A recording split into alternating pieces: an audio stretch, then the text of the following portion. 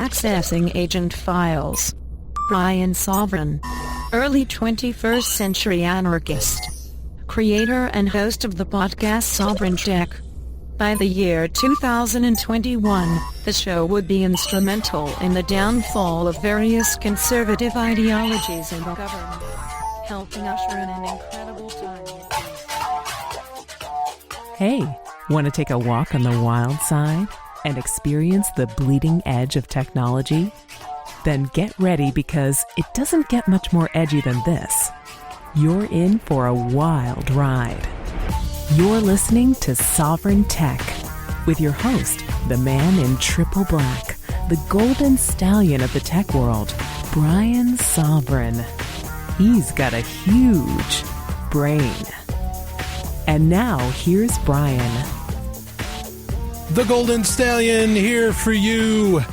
Boy, do you love that new intro? How about that, huh?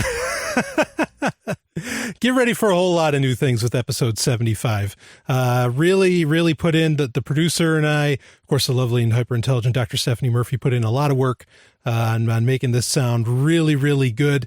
And let me know what you think. If you have any thoughts on it, don't hesitate to share those with me. SovrynTech@riseup.net. A lot of people don't. I have so many new listeners. Glad to have all of you here. I have so many new listeners. A lot of people don't know the way that I record Sovryn Tech. It's all run off of a template. So I'm kind of running a live show, but it's just not live airing anywhere. And so I may have to tweak the length of each segment, okay? Because we have slightly different segments now. They just kind of have different names, really.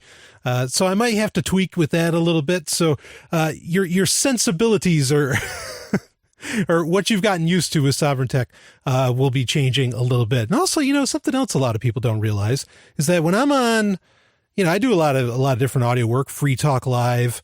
I do, of course, Sovryn Tech, and I do Sex and Science Hour. I don't think a lot of people know. I do these things, with no notes. I do these things with no computer in front of me other than to read the exact story that I'm sharing with you. And generally it's a Chromebook that's in front of me. So it's not like I have 20 billion apps or 20, million, tabs, I should say, not apps, open in front of me to where you could even, I couldn't have all these things ready to go. This computer is just far too slow. I love my Chromebook. It's just far too slow, but maybe we'll talk about Chromebooks a little bit more later on. Let's get into the rapid fire stories. And then we've got a really interesting, kind of shocking main story. So rapid fire stories, WikiLeaks. They were teasing this for some time that apparently, through the Snowden revelations, there's a series of countries where pretty much any kind of metadata coming out of these countries was being recorded by the NSA. One of them being the Bahamas, according to Glenn Greenwald in The Intercept, but and there's a couple others, a little bit different, but from this report, not necessarily where it was all being recorded. But then there was one that The Intercept refused to reveal. They wouldn't say who it was out of fear for lives of people around the world. Now, believe me, I don't ever want anyone to die, ever, for really any reason. But I gotta admit that I thought this was awfully strange. And so did WikiLeaks. And so WikiLeaks said, well, if you won't tell everybody who this other country is, we will. And Assange did just that. He told, on March 23rd, actually, at 2:36 a.m., I think that's Eastern, they tweeted out that State X, that being the mystery country that Greenwald would not reveal, was actually Afghanistan. Every single piece of data, essentially, all the phone records, whatever, coming out of Afghanistan is being recorded by the NSA. Now, I'm sure a lot of people aren't shocked by this. It's Afghanistan. But isn't that like, aren't we kind of done there? I guess not. I feel bad, actually, because I really don't see, WikiLeaks, I think, stands true in that when they make the claim, we have no evidence that anyone has ever died from any of the information released by WikiLeaks. I think that's an accurate statement. Okay. And I did The Intercept, Glenn Greenwald's and the head of eBay's maybe I should say the creator of eBay, new news venture that they have going on. I said, I did it for Website of the Week. And I'll admit, and I tweeted this week, I'll admit I feel bad that I did it for Website of the Week, because now they're getting to the point to where they think they know what's best for the world.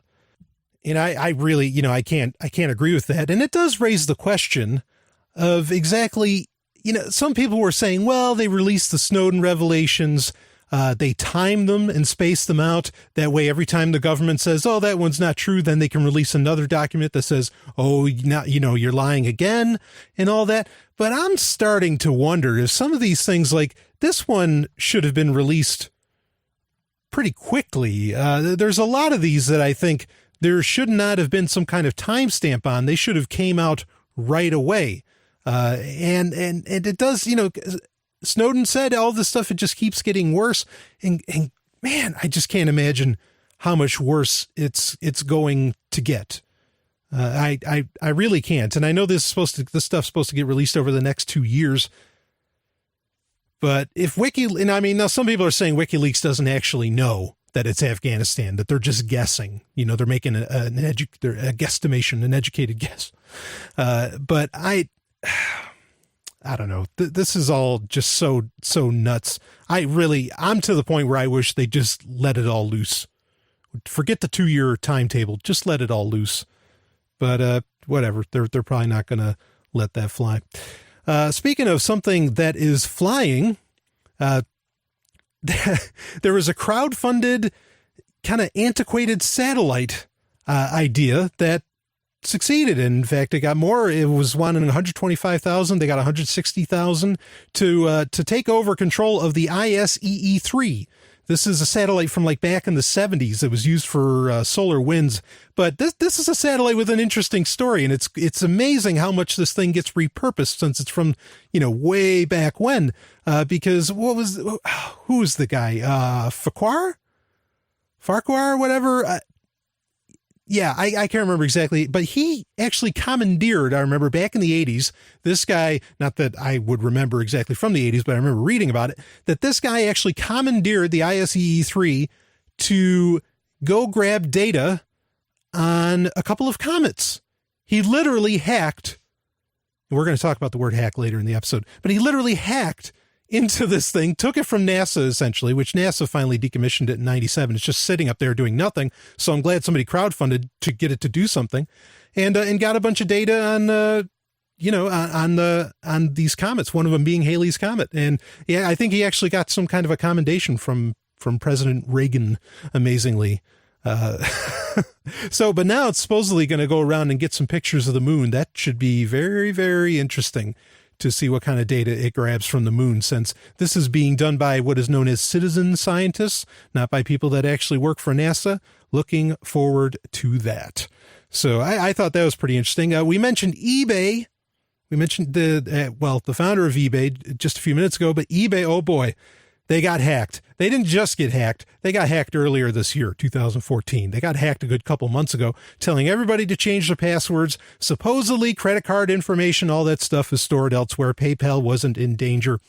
But, I couldn't help but crack the joke when I read it. I said, it's like, well, because everybody's dying. It's like, oh, when is PayPal going to take Bitcoin? Please take Bitcoin. I think PayPal would be bad for Bitcoin, quite frankly. Most people think the other way around. Oh, that, Bitcoin would be good for PayPal.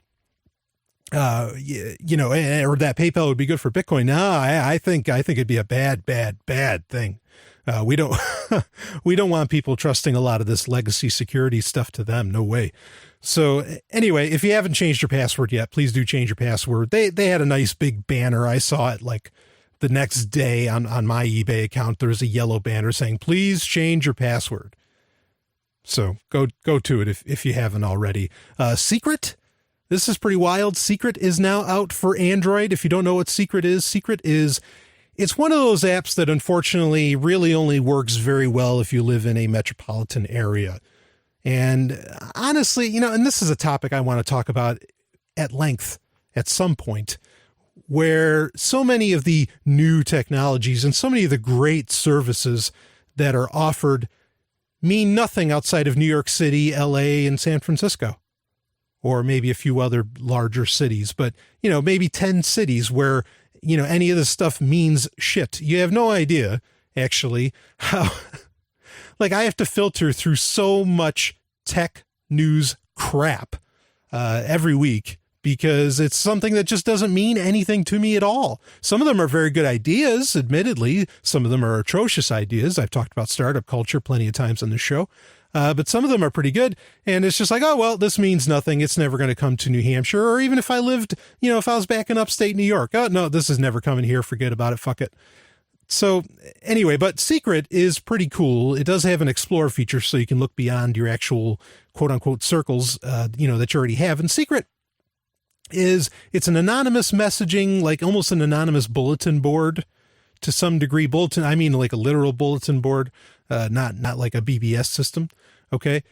And you're anonymous and you put up whatever you want, and whoever's in your contacts can kind of see it, and you don't know who put it up there. But in California, this is really popular because a lot of people are finding out a lot of tech rumors because they're anonymous, is just going to put that out there on Secret.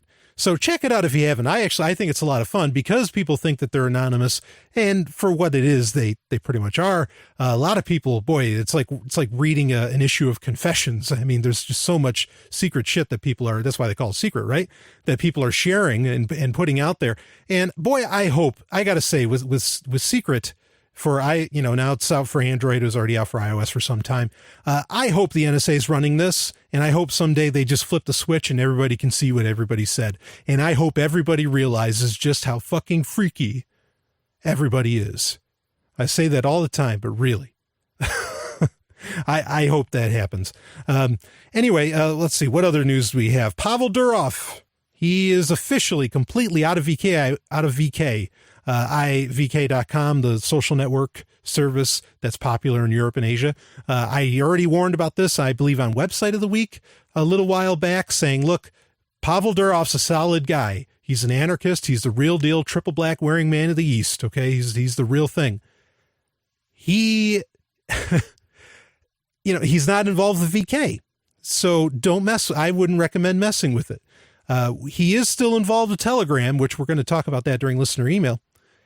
So, get interested in that. But with the social network thing, he is going to apparently build his own. He is going to build another one. And I hope that it has a shit ton of privacy features, because this is, that's Pavel Durov's, area of interest is anonymity and privacy and screwing with governments. And I love him for it. So hopefully that goes well. Last bit of news is CryptoKit was removed from the Chrome store, from your Chrome browser, and it was removed from the Chrome store. It just instantaneously ripped up. If you want to hear my thoughts more on that, I did mention I talk about it on Sovereign Tech, but we ended up talking about it on Sex and Science Hour. I gave my thoughts there on that in the last episode. What is it, episode 15 or whatever? The most recent one. If you want to find out more about that, please go check that out. But I can just really succinctly say, regardless of why it happened, how it happened, whatever, the fact that Google was able to just instantaneously disable this extension, one that had money writing on it especially, is pretty creepy. That's kind of terrifying, and it does make you perhaps want to look into other browsers. Can other browsers do that? Maybe, and we just don't know it.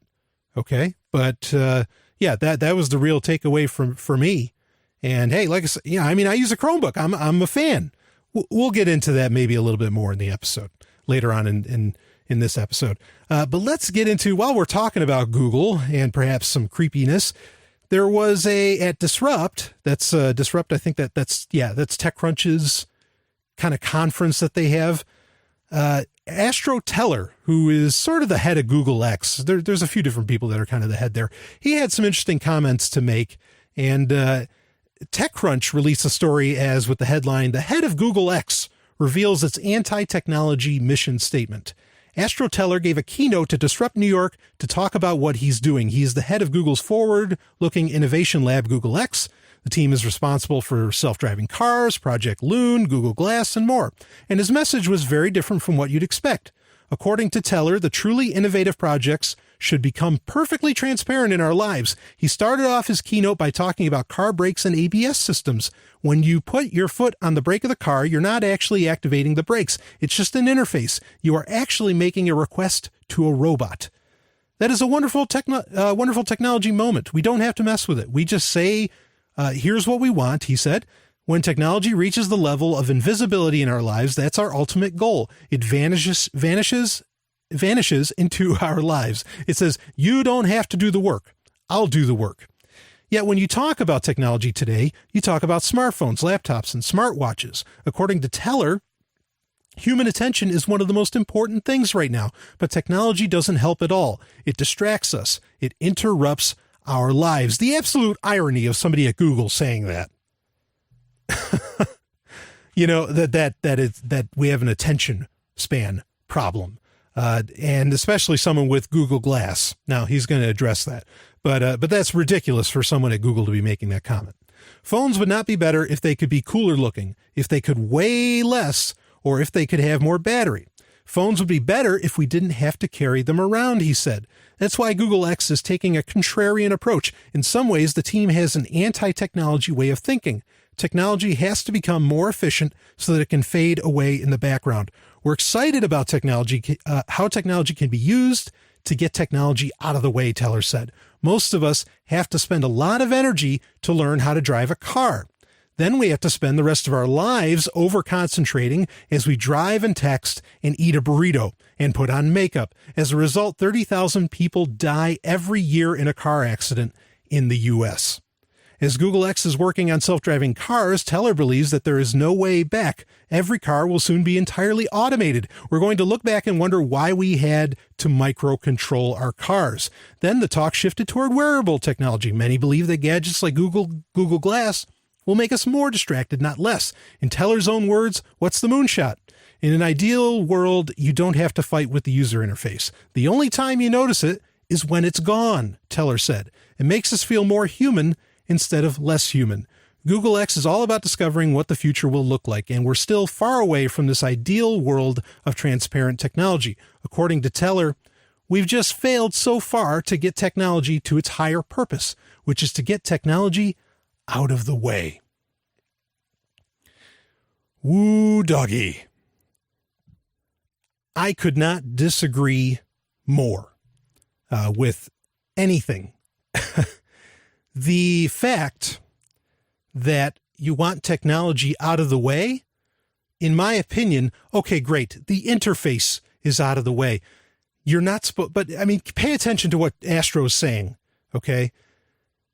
You want the interface to be out of the way, and you don't even want to have the phone so that you can hold it. That's a lack of control. Oh, yes, that's wonderful that you could control things without an interface and that you don't have to have a little black rectangle in your back pocket or whatever. Sure, that all sounds fantastic. But then who is in control of the technology that my anti-interface is interfacing with? Google? The people that can remove CryptoKit? The people that can eliminate my ability to access my personal wealth in Bitcoins? Yes, you're able to re-access the Bitcoins. I know that. I know the official story. Dun, dun, dun. Okay. But sorry. One of the beauties of technology, one of the reasons that a lot of people were excited about, the 20th century, this is almost cliche to say, but let's say it. The 20th century has seen leaps and bounds in technology that the world has just never seen as far as we know. And with that in mind, the reason it was able to develop, I think, so fast is because people saw how these things would empower them, but they didn't see them just as how they would empower them, but they saw that they had control of the matter. Okay? It's one thing to be empowered. It's another thing to be empowered, but have someone else with the with the puppet strings. And that's my concern. If you can't work on your device, okay, or if, yeah, you can say, well, not everybody can be a programmer, can be a hacker. Not everybody can, knows how to work on hardware. No, but you should be able to go to just about anybody else. You shouldn't have to just go to Google to be able to repair it. Yes, there's a division of labor, okay? But this isn't the division of labor. This is straight up centralization. I don't think Google is interested in you being able to work on your stuff. I mean, this is something I mentioned that, I even talked about it on Google Plus with some people. Oh, the irony that this was a disgusting sales pitch on Astro Teller's part. He was trying to make Google Glass sound like it's something that we want. Okay. He was trying to make the driverless car thing. And please believe me, I can dig the driverless car thing now. As soon as I came to the realization that would essentially defund, or that has the potential to defund police departments en masse, sign me up for the driverless cars. Okay. But he's trying to make it sound like driverless cars are a good thing, that we want technology out of the way and we just do what we do. I can't help, and fine, call me a control freak, which would be kind of ridiculous because I'm an anarchist. Okay. But if the technology's out of the way, what do you do when it breaks? Again, where is it? Who has control of this technology? I don't trust Google. I don't, especially after what happened with CryptoKit, I don't think anybody should trust Google. And yet that's exactly what I think they're asking for. They're not looking for other companies to do it. Any company that is coming up with this anti-interface, I coined that term, anybody that's coming up with this anti-interface, they buy up. Now, maybe the startup company that came up with the anti-interface, designed themselves to get bought out by Google. That's entirely possible and ridiculous, but they are buying people up. So it's not like there's no competition here. Okay. There's not even that. And we talked about a few episodes how Google in particular is basing everything they do, not necessarily on new ideas, but, okay, how do we copy science fiction? I think it's fair. I think it's really fair to say that Google is trying to create the Star Trek universe. I think Apple was trying to do the same thing too. Google just seems to have found out a better path to that. Don't believe me about Apple? Watch the D5 conference, watch the interview that Walt Mossberg has with, or the stage show that Walt Mossberg has with Steve Jobs and Bill Gates. And Steve Jobs just says, oh man, just give me Star Trek. Look at the new Star Trek movies. If that's not an Apple/Google designed bridge, I've never seen one. So anyway, yeah, they're trying to be Star Trek. They're trying to bring on that future, but who says that's the right way to go? There's not a lot of out of the box thinking going here. Driverless cars. Oh yeah. Demolition Man. They just copied Demolition Man. The movie with Stallone and Snipes. Yeah, I don't feel it. And it's particularly when you look into, Google have an entire VC division, venture capitalists, of course. And if you go to, there's a website I want you to check out. It's google.com/ideas, I believe. And you're going to see some creepy stuff. There is a Google, now, I mean, some of them sound pretty good, like, what's the one? There's uProxy, which is effectively almost a Tor. It's a little bit different in that you can share it with other people, but just use Tor, right? Why can't Google just get on board with Tor and give, the Tor project needs the money. Please give it to them.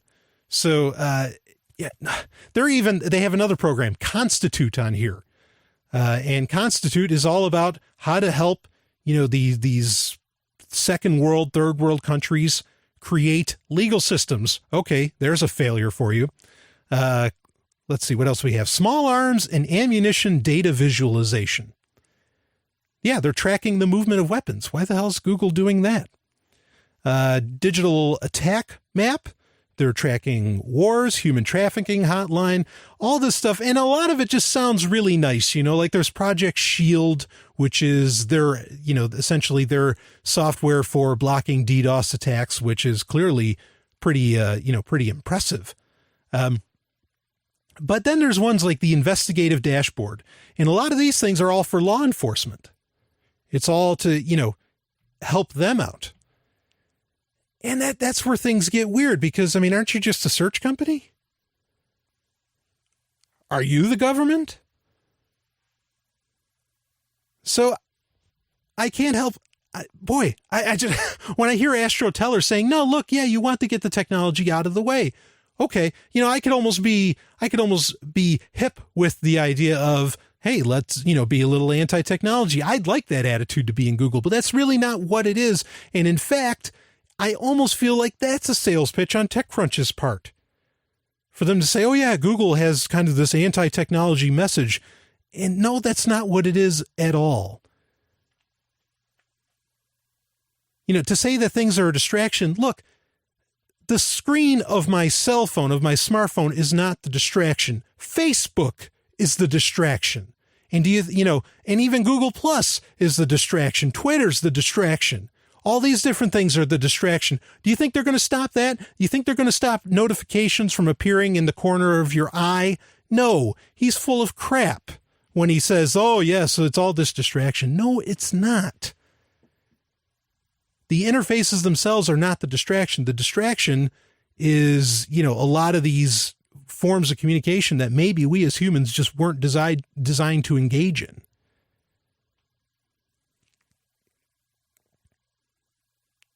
I worry. Boy, I worry. And Google X, and he didn't even reveal his hand. I talked about this, a lot of episodes ago, where one of the heads of Google X, she said that smartwatches, tablets, all this stuff was boring, and that, what they are developing at Google X, you can't even really necessarily imagine. And now on one hand, I'm like, okay, well, good. So maybe you're getting out of only inventing what's in science fiction mode. On the other hand, there's still governments that, could exploit that, because they're certainly exploiting the fact that we all have smartphones. They would certainly exploit driverless cars and stop them, because you're not in control of it. It's all running on Android. And they just had, there's rumors going around, some leaks of what an Android interface looks like inside of a car. So that's happening. A lot of these ideas, if you want to do them. I think they'd be interesting. But when you have people that have the monopoly use of force, which that's the definition of government, according to President Obama, it becomes scary. And when they're not being transparent, which Google's not, Google is not transparent. For them to be pushing for a world that is, I gotta wonder. Is Google trying to take over the world? Literally? Is that good or bad? I'll be back with more. This is Sovryn Tech. We're on the brink of a global finance paradigm shift, and at the core of this movement, Bitcoin. But many early adopters need a safe, stable, and secure method of storing Bitcoin that doesn't require an electronic device. Enter CryptoKarts, the world's first BIP38 passphrase encrypted, laser-edged aluminum offline wallets. CryptoKarts are the same size as a credit card, only they're scratch-resistant, waterproof, and flame-resistant up to 600 degrees. Unlike paper wallets, they won't ever rip, fade, or crumple, and the high-density aluminum is rated to last 75 years. Your coins will be secure for as long as you need. Having Bitcoin physically allows you to store them in a secure location instead of on a networked computer. This is key. Your funds will be impervious to hacks and the negligence of third parties. It's a truly trustless system. You hold the keys, you hold the funds. For more info, visit CryptoKarts.co. We ship worldwide, and using the code FTL, you'll save 10%. We're proud to be part of a liberty-oriented movement, and the future is looking bright.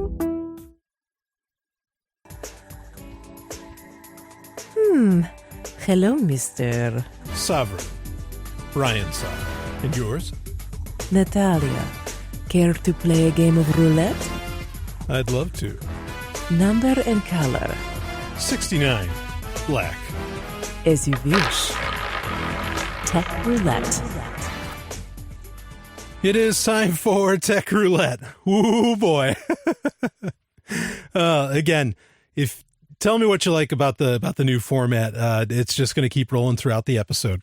So now this is Tech Roulette. Of course, Tech Roulette is the area where you can send stories to me and I will talk about them. Now, if you have topics and things like or questions, that's what I changed it to important email. It's not just called listener email anymore. And you can certainly, send there, but if you have like a physical story or if you have a full-on story that you want me to really respond to in particular, I do it during Tech Roulette. I just go eeny, meeny, miny, mo, and I pick one out. And I've got a couple of beauties, and I feel bad because it seems I'm getting the sense, and I don't always plan these things, and I didn't this time, but I'm getting the sense that this episode may be kind of a downer. I'm going to try and get through. We have extra time for Tech Roulette now, okay, because we eliminated Game Talk. And so I'm going to try and get through a couple stories because I've gotten so many stories and a lot of them just, there's no point in even talking about them anymore, but I want to get to the stories that you want to hear about. And so I added a lot more time to Tech Roulette. So we might get through 2 stories. Maybe we won't. But the first one here is from IO9, a drug that could destroy political movements. As neuroengineering becomes a reality, scientists are grappling with the ethics of changing people's perceptions and feelings, especially when it comes to love. We're on the cusp of anti-love drugs that could help people recover from bad love affairs. What could go wrong? A lot. Over at New York Magazine, Mia Shalavitz, terrible, has a thoughtful essay inspired by a new collection of scientific papers in the American Journal of Bioethics that tackle the question of anti-love biotechnology. She writes that we may be on the cusp of drugs that could change people's brain chemistry enough to help them get away from abusive relationships. In fact, the main therapeutic use for anti-love drugs would be making it easier for people to distance themselves from abusive partners whom they love despite all their problems. Before I go further, the subject of bioethics comes up a lot on Sovryn Tech, and clearly a lot of people talk about it. There's the American Journal of Bioethics. Quite frankly, none of these, and I've looked at some of these papers, never, ever, ever do they say government is unethical. Never do they say the state is unethical or that wars are unethical. They never say it. And so, quite frankly, they might as well, in my opinion, toss their bioethics out the fucking door. There's no point. How are you being ethical when at the very base level, you can't get those key things about human freedom? What ethics exactly are you telling people about? Is it ethics like, well, you can take, 20 cc's of this and not 40? Come on. Anyway, reading on, another possible use for these drugs would be helping people who are needy and clingy with their loved ones. Perhaps by dialing down the intensity of their romantic feelings, these people might be able to feel less jealous or abandoned when their partners are away. Indeed, it seems that Prozac already works this way now, at least for some people. One side effect of the drug can be divorce, often caused when people taking the antidepressants say they no longer have any feelings for their husbands or wives. But the potential for harm is both tremendous and tremendously weird. Anti-love drugs could be used to quote unquote cure homosexuality in cultures where being gay is taboo or illegal. Another concern is that these drugs could be used to wreck the bonds of trust in friendship networks, especially if those networks are subversive in some way. Writes Salavitz, boy, I hope I got that right. Imagine families being able to inoculate their teens against crushes to improve academic performance. Oh, yes. We don't want these human beings that just happen to be 14 or 15 or 16 falling in love, do we? No. Or spouses forcing the drug on their partners to end affairs, or even governments breaking up social networks of dissidents by chemically alienating them, which would be an interesting counterpoint to the U.S. military's wacky research into a gay bomb that would make enemy soldiers irresistible to each other. The dystopian potential seems endless, and the gay bomb, or what is known as the libido bomb, is absolutely true. DARPA was working on that. If you want to read more about some of the wacky shit that DARPA has ever done, Ray Kurzweil's book, The Singularity is Near, came out in 2005, talks heavily about the gay bomb and about sensor dust and all this other wild stuff. And while certainly, okay, I want the world to run rampant with lust at times, the idea of a gay bomb for the military is terrifying. For now, however, this possibility is remote. Psychiatrist Larry Young is skeptical that we could ever have a true anti-love drug, because love depends as much on memories as it does on chemicals in the brain. He suspects that drugs could never be specific enough to be useful in dealing with an emotion so intense, so connected to personal memories. I think a bond of love is a combination of the effects of oxytocin with the cues of the partner and dopamine and maybe natural brain opioids. All of these things work together, he says. It would be impossible to make a drug that would block a specific bond because there is no single molecule that is involved in love per se, he says. I think you have to think of chemistry in combination with connectivity. In other words, love rewires your brain, and that rewiring is specific to your own particular love story, so changing the chemistry after the fact can't remove loving memories and the circuits they have woven would take an eternal sunshine-like memory erasing process. Okay, so I, by and large, agree with Larry Young here that this is probably not going to happen. But that's fine. I'm glad that these kind of things are not going to happen. I also agree with him that there is a connectivity issue, not just a chemical issue. I don't think I've said it many times, we don't have a full understanding of consciousness. We don't have a full understanding of what allows for so many things in the human experience. It's not God, but we don't have an understanding, okay? Not a complete one anyway. We have an idea. But regardless of whether or not this is possible, the fact remains that there are people that think that this is a good idea. I'm not going to get into the whole thing, well, get negative people out of your life, blah, blah, blah, blah, blah, and all that kind of stuff. That, whatever. Okay. That's totally up to you. But there is an overall human experience. Okay. And unfortunately, and I, as a hedonist, this might sound ironic. Unfortunately, sometimes these pains are part of that.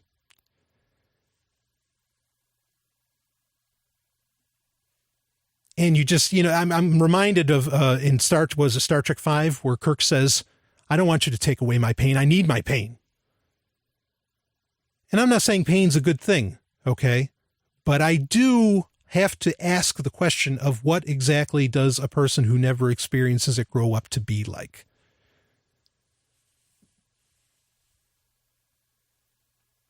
That's not an argument for spanking or anything along those lines. Please believe me. I'm just talking about, emotional experiences that these people are trying to erase. They're trying to control the human condition, the human experience. And that's creepy. That's really creepy. Now, I'm not sure exactly. They say it could destroy political movements. There's nothing in the article that talks about really political movements at all. So I don't quite understand that, other than they might want to I could certainly see how this would get used for political movements. It's like, no, here, take this pill. You'll be docile. You'll be fine. Again, this is another thing where, hey, okay, yeah, the pain of losing someone, the pain of falling out of a fantastic relationship for whatever reasons, because, look, there's times in life, in everybody's life, where everything bad that can happen will happen. It happens. It happens to everybody. Literally. I mean, that's I forget which law that is, but that everything that can happen will happen. And at some point, Murphy's law. Is that Murphy's law? Everything that can go wrong will go wrong. Is that Murphy's law? Murphy's law. Is that Dr. Stephanie Murphy's law? Sometimes it feels like it is. So, but it happens. Okay. And to want to just, I get it that you may not want to remember those things, but here's the problem. Who's in control of passing out this drug? Who's in control of making it? Who's in control? Not you. What happens when a government makes this mandatory? What do you mean? Oh, governments wouldn't make this mandatory. No, of course not. They wouldn't make it mandatory for Jews to go to camps. They wouldn't make it mandatory for the Japanese to have to go inside an internment camp. They wouldn't do that. We're so far beyond that. That only happened 50 years ago. I'm interested in these things getting studied to some degree, but I'm scared when people think that that somehow it's a good idea. No one's exploring, saying, hey, maybe we shouldn't be looking into how to solve everything by drugs because this is what they do. Maybe we should look into how exactly, what brought this person to this point. Is there something in their childhood that brought them here? I think that's an important question to ask. No, drugs don't solve everything, and it's really kind of disparaging that the modern medical industry seems to want to solve everything by a drug, and there is no discussion whatsoever of trying to, of looking into, wait a minute, what is society? What are parents? What are militaries, whatever, doing to people that could be bringing them to, to these painful moments or whatever? I'm okay with figuring out how to keep people from having so many painful experiences in their life, but let's get to the root cause. Let's not try to keep putting a Band-Aid over everything. And that's really what drugs in a lot of ways are. Yes, there's ones that are absolutely life-saving. I'm not talking about that. I hope you know me better. Anyway, let's shift gears here and maybe talk about something that I suppose has the potential to be pretty terrible, but I think it actually sounds pretty cool. And it's really something that answers one of the really tough.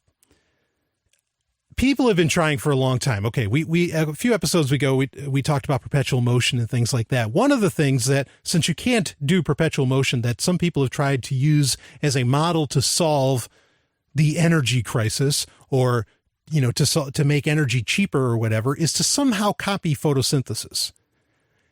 And that seems to have somewhat happened. And it's weird because RT treats it as a sort of creepy thing, saying, oh, this was inspired by the Terminator. And I'm guessing they meant more like the T-1000 than the T-101 or the T-800, right? The world took one significant step closer to inventing a real-life cybernetic organism as U.S. scientists, inspired by the Terminator movie, combined organic matter with semiconductors in a process that replicates plants' transformation of light into fuel. Holy shit. The breakthrough is quite significant, scientists at universities in Michigan and Pittsburgh believe. Their blend of a chemical used in solar panels and a plant protein that acts during photosynthesis recreate the process that allows plants to turn sunlight into fuel. Human endeavors to transform the energy of sunlight into biofuels using either artificial materials or whole organisms have low efficiency, Nicholas Kodoff at the University of Michigan said. But what he and his peers have accomplished with their bionic approach is a true step forward, as it combines two of the most important features of its components: the strength of inorganic materials, which convert light into electronic energy, with biological molecules whose chemical attributes bring those mechanical processes to life. The components are respectively cadmium telluride, a whole bunch of... Go to the show notes, sovereigntech.com. Check it out. The nanoparticles and molecules function together by exchanging electrons, and since the closer the two are, the better. The research team decided to combine the two with a single organism with the ability to act on its own and create particles that turn themselves into superparticles with their own functions. We merged biological and inorganic in a way that leverages the attributes of both to get something better than either alone. During an experiment, the scientists turned the pollutant nitrate into nitrite and oxygen, proving that bionic particles could harness sunlight to drive chemical reactions. They believe that the particle, which took a beating from handling the energy, may be able to renew itself, just like the plants do. For now, the scientists are looking to achieve the conversion of carbon dioxide and water into natural gas, which would result in a larger part of the modern energy infrastructure working with no net carbon emissions. However, their discovery has a potential of truly sci-fi proportions and may eventually bring some of humanity's dreams and nightmares to life. These design principles can be used to guide future designs for other bionic systems, starting from the primary building blocks of biological organisms and inorganic machines, Kodov said. It is very possible that Terminator of the future would need to be constructed starting from such building blocks. Ooh. I love it when they bring out the Terminator, but it's important to bring out, I mean, that's the beauty of science fiction. We're going to talk about that more later too. The beauty of science fiction is that it can, even though it may not be the best predictor all the time, it can explore some of the more interesting social issues that are to come. But this is incredible. One step closer to recreating the process of photosynthesis. And this is new news. And this is something that I want to see happen. Now, of course, they get into the no carbon emissions thing. I recognize, that a lot of listeners of this show, a lot of my core audience, libertarians, are not fans of the word green technology and things of that nature. I don't like the word green technology, and generally, just like with a lot of different terms like feminism, if the state is included in it, it instantly becomes anathema. Okay. And unfortunately, a lot of these terms have the state wrapped up with it, like carbon emissions. As soon as you hear carbon emissions, you instantly think the government. Okay. As soon as you think feminism, you instantly think a bunch of women wanting to pass laws that turn men into almost literal dogs, right? Okay. But please understand, I make sure that now it's at the very opening of the show. I am an anarchist. I wish no state actions. I wish no existence of any state or any hierarchies anywhere. Okay. We good? All right. So the idea of creating efficient energy production in this way by copying nature. This is, if you listen to the Made Safe special with David Irvin, David was saying how you copy what's in nature and you'll be fine. And that's what Made Safe does. Absolutely it does. Okay. Copying this form of energy production and this form of self-healing is technology I can really get behind. Okay. Because, again, now the state can use it to create Terminators, right? Of course, I'm not behind that one.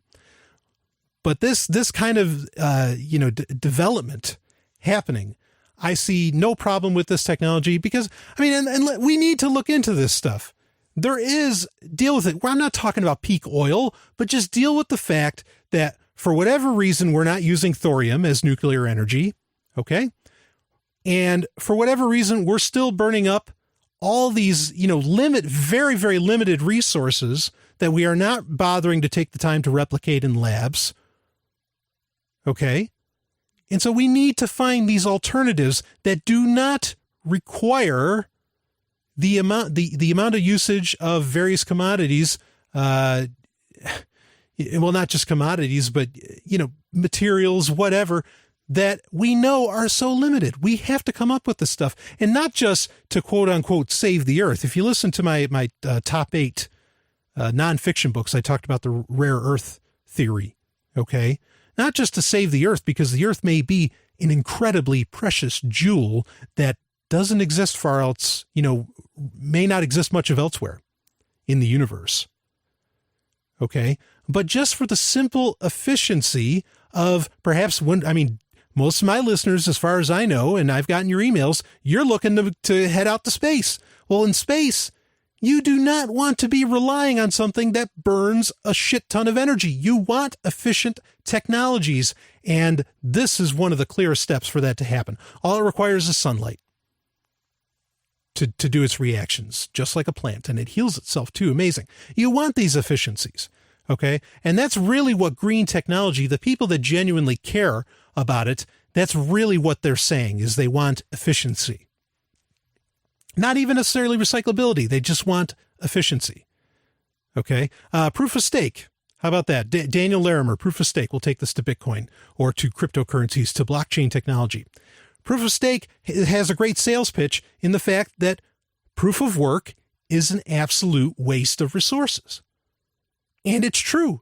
And Dan Larimer, he's a capitalist as much as anybody can be. And he's telling you it's a waste. Don't do it. That's what this is all about, is efficiency. And this is exciting technology. If you want me to talk more about green tech, send me an email. We'll talk more about it in the future. But I love this. I'll be back with more. Hey, Brian, what's that funny sticker over your laptop webcam? I was trying to spy on you while you were in the shower, but now I can't. See, that's why I have it. And it's from EFF.org. EFF, what's that? It's the Electronic Frontier Foundation, totally donor-funded organization that fights for internet freedom, privacy. Wow, that sounds great. So EFF.org, I support internet freedom and privacy, and maybe you do too. Yeah, and you can support them with Bitcoin. The Electronic Frontier Foundation at EFF.org.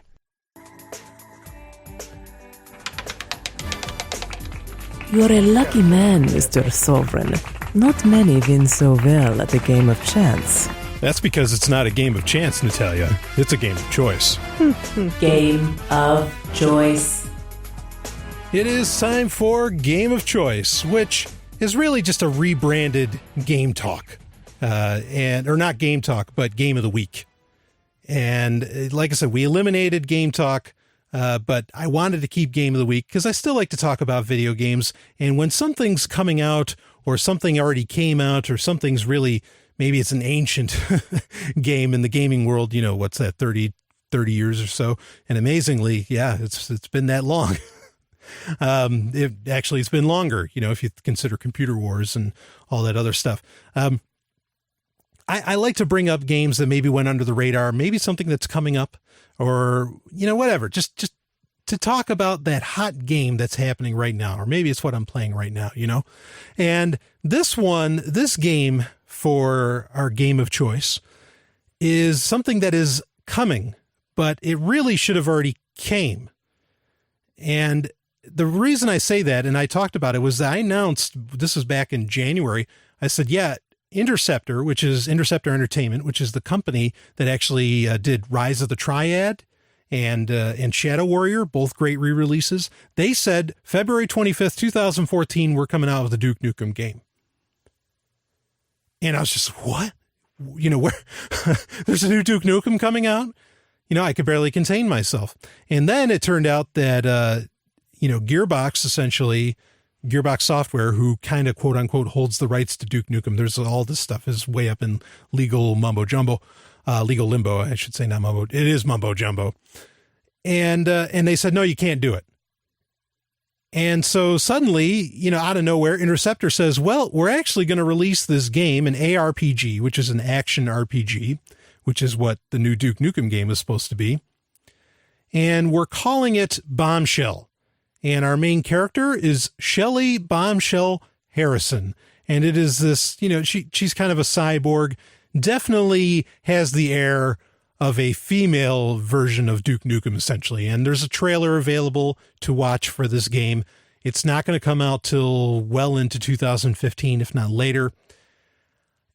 And, an action RPG, those don't necessarily really exist yet. And so, how do you compare it? It's an RPG with, faster action. It's maybe not so turn-based, and I think that's a pretty cool style. And I like the cheesiness of this whole presentation. I do wonder, I question, with Bombshell coming out, why is it taking so long for it to come out if this was actually based off of a reskinning, effectively, of what was a Duke Nukem game? I don't have an answer to that. I don't know. You would think that changing, that essentially reskinning everything would actually be today, especially, a pretty simple process. So not sure what's going on there, unless they're using some kind of whole new engine that I don't know about, and maybe that's so. But, so I question at the same time, is that did they even have a Duke Nukem game, or were they just trying to stir up some controversy? Because, hey, I mean, that's what great marketers do, right? But the thing that may lend it to the credence that there is actually that there was a Duke Nukem game is that when you watch the trailer for Bombshell, she gets on a motorcycle. She does a whole lot of very Duke Nukem-ish things, and it doesn't necessarily look that natural. So maybe they already had the trailer made and they just reskinned the trailer and put Shelly on it. You know, she's kind of a Tank Girl character. If you know Tank Girl, the movie from the 90s, and that was a comic, right? So I don't know. It looks great. Everything really that Interceptor has done as of late, including the remake of Rise of the Triad and the remake of Shadow Warrior, were fantastic. I would have paid good money to see what they could have done with Duke Nukem, who is, you know, a character from the same era as the last two games that I mentioned. But hey, you know, if they're going to come out with their own little franchise and, you know, save them all the legal troubles, then okay, let's do that. Whatever, as much as I would have liked Duke Nukem. So keep an eye out for it. It's going to be a while before it actually does come out. But as far as I know, they're not doing any kind of Kickstarter. This is something they're all doing completely on their own, wherever they get the money from, to do rehashes of these absolute classics and do them so well. I don't know. But Bombshell with Shelly Bombshell Harrison instead of Duke Nukem. I'll take it. I'll be back with more. This is Sovryn Tech.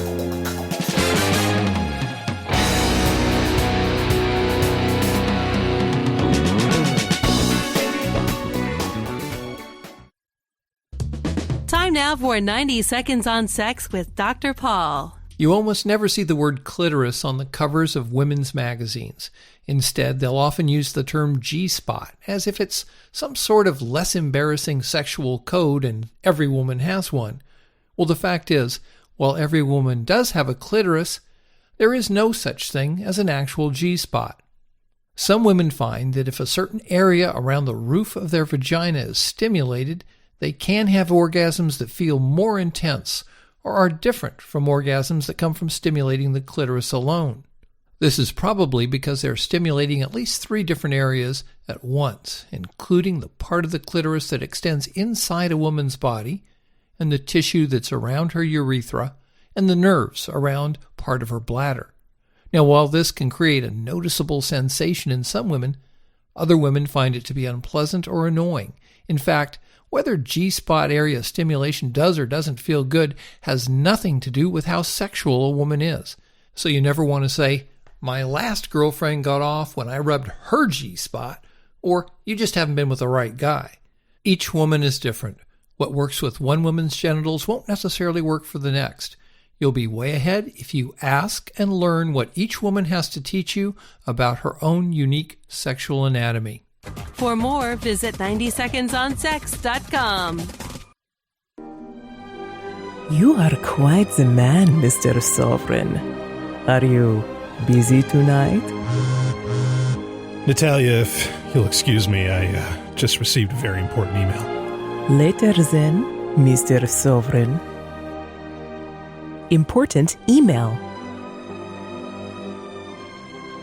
It is time for important emails where, hey, your emails are important to me, so why not just call them important emails? Listener emails work too, but if you noticed, I kind of have a running story going through the segments. So again, let me know what you think about it. You can email me, sovereigntech@riseup.net. And I added a lot of time to the email section, to important emails, because I get so many emails, I just never, ever get to them. So I thought, okay, let's do this. You know, let's make it bigger. And here we go. So, and this way too, I actually get to read more of your emails, and because sometimes I'll just try and summarize them due to, you know, time constraints. But now, hopefully, we don't have so much in the way of time constraints. But the first email I want to get to is actually, a person emailed me saying, hey, I don't know if you've talked about this before, but Text Secure is a phenomenal text messaging app, a phenomenal messaging app in general that is for Android. And it essentially, allows you to encrypt your emails, client side, end-to-end encryption. And it works. It just kind of, wraps itself over your messaging system that you already have. And it works really well. And I have talked about Text Secure in the past, but I really appreciate the listener emailing in. I don't expect everybody to, we're 75 episodes in and almost 30 specials. I don't expect everybody to have heard every single minute of Sovryn Tech. And I worry that people expect me to expect that out of them. Please, I don't expect that out of you. And you can ask questions over and over again, because this show is going to be going on for a good long while. Sovryn Tech in general, not this episode, but, and with that, we're going to recover things here and there. And I think this is an important topic to discuss. I had other people ask me this pretty recently. So this one is kind of a wrap up in that, what's a great messaging app? Now, if you heavily rely on text messaging in particular, okay, then yes, TextSecure is really the only animal of its kind that specifically allows you to use, text, your literal SMS messages, and have them be encrypted. Google Hangouts now on an Android device will integrate SMS as well. Okay. But it's not encrypted. And as far as we know, there's no way to really encrypt it. CyanogenMod, which is probably my favorite, OS, my favorite, modular OS that's based off of Android, is something that they have what's called WhisperSync, which allows for greater integration of TextSecure. So that, that's something to look into as well. If you're not tied down to your, to your actual SMS messages, that opens up the playing field to a whole slew of other options. And a lot of people would probably just say, well, I'll use Facebook Messenger. If you're going to use Facebook Messenger, you can still do encrypting with that. Just don't use the actual Facebook Messenger app. Please don't use the Facebook Messenger app, whatever you do. I actually make it a point to not put Facebook, other than Instagram. I don't put Facebook software or apps on my Android devices.